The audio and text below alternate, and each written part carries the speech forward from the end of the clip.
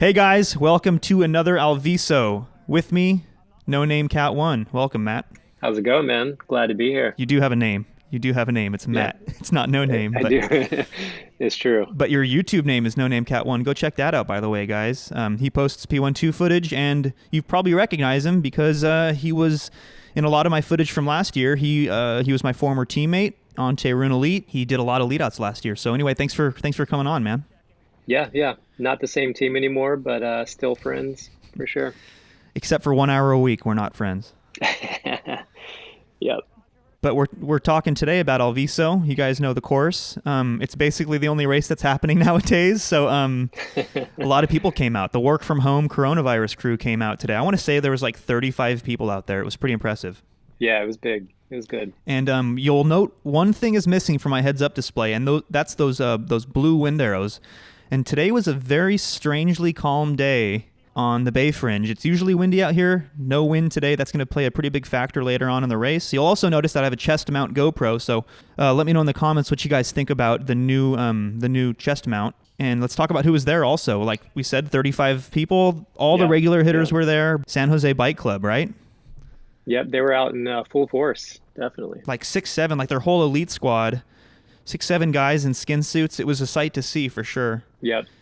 And I was curious to see how they'd play it. So why don't we skip forward a bit and we'll see how it played out. Let's do it. All right. So we are picking up action here with just over 6 kilometers to go. Coming into 2 laps to go. That was Matt. Matt, there you are right in front of me. Now you're behind me. And it's worth mentioning that Matt is 2 for 2 on this course. So he had a target on his back. Yep, there's me coasting and saying I'm not doing any more work. I've done a lot of work up to this point. I'm tired. It's a rest week.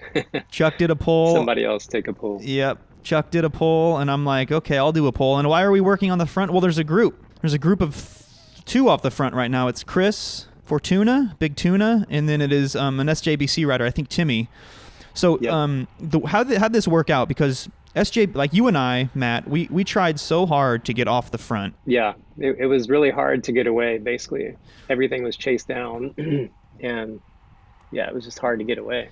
Yeah. Nobody would let us go. Yeah, it seemed like SJBC with their numbers, they would either pull it back together and stitch it up, or they would be in our group and they would refuse to work. So basically, like the second third of the race, you see I was doing 0 watts there, kind of getting a little bit frustrated, also just playing the game. Coasting hard. Yeah. Coasting hard and looking back and just like, okay, somebody else has to work because I'm playing the game here. Like I could probably chase that group back. But then, like, I know how strong you are, Matt. I know how strong Zach is. And there's like 5 other SJVC guys who are all just licking their chops waiting for that opportunity to do a big counterattack if I bring that move back. So I want to share the work. And, like, how that ends up working out is I do an effort on the front at, like, 350, 375 or something like that watts. So I don't know what that is, 27, 28 miles an hour.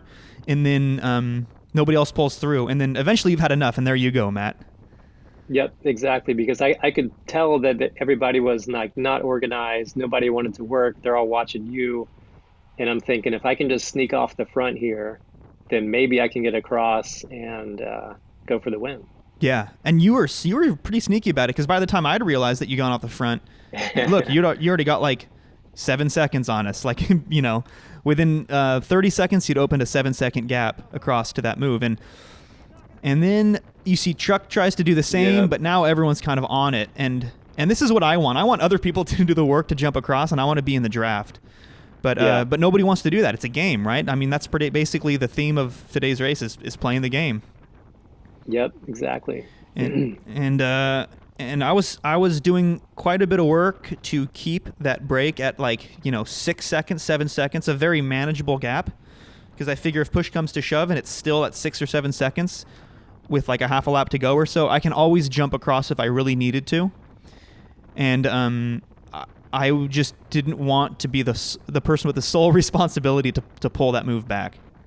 Yeah, and I was actually hoping that you would be the only person pulling it back and that you would be on the front at this point, or not being on the front and coasting, everybody coasting behind you, and we can just ride off into the sunset. But didn't work out quite like that. So now you're up there, and now you have Timmy from SJBC, and it's Big Tuna with the Alviso kit on, and you guys fall into rotation. Is that right? Yep, pretty much like right away. So like we're pretty well organized, and I think we're all a little tired, but we were doing pretty well, and we could tell we had a gap, so we just kept chugging along. And you can see I'm doing what I was just mentioning. I'm playing it pretty cool. I'm taking a bottle right now, and I'm doing the thing that I was mentioning. I'm gonna keep it at 300 something. I've lowered it now because I'm done with my pull, but I want to keep it close. But I don't want to be the one with the sole responsibility to drag it back. I also don't want to just sit in the pack and hope things work out in my favor. So I want to keep it close. You can see them up there. They're at about 6 or 7 seconds. I'm hoping to maybe rattle the cage a bit and get some motivation for some other riders to do work too. And unfortunately, behind me are 2 SJBC guys. There goes Stefan. There goes Stefan, one of them, which is a good, well-timed attack. Like, if I'm caught out on the front after just taking a pull, that's a good time to attack. And especially with a teammate on his wheel. Sure. Zach is on my wheel. Zach's on SJBC. He's not wearing their kit today, but he is definitely on the team. He's got 2 teammates in the breakaway, and I'm telling Dennis right here on my left, and Chuck also, like, let's just rotate, because the 3 of us can distribute the work, and the 3 of us can just rotate and bring that move back.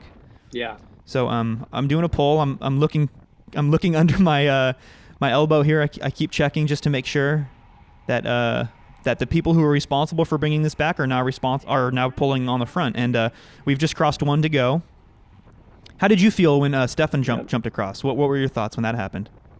Well, at first I thought it was the whole group, so I was glad it was only one guy. But it was him, and he and I have a rough relationship in breakaways, and we always seem to lose together from the breakaways. So I was afraid that we were going to play the game a little too hard, and we'll see if that happens. But so yeah, I was kind of not happy.